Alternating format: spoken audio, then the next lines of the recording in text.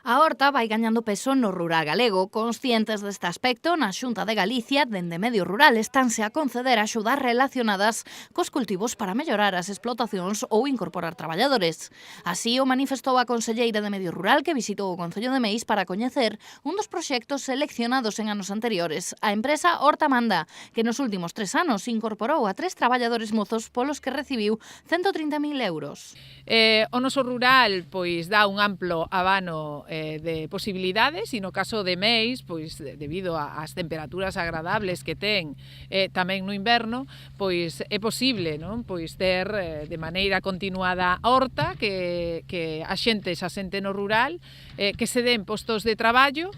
E hai un 6% dos xóvenes que optaron por diversificar a súa economía e centrarse na horta. No terreo, Ángeles Vázquez, acompañada polo alcalde de Meis, José Luis Pérez, e a directora xeral de Gandeiría, Belén do Campo, visitaron a construción dun novo invernadoiro que se está a facer cunha chega a cargo da Consellería duns 4.500 euros, a metade do custe final desta obra.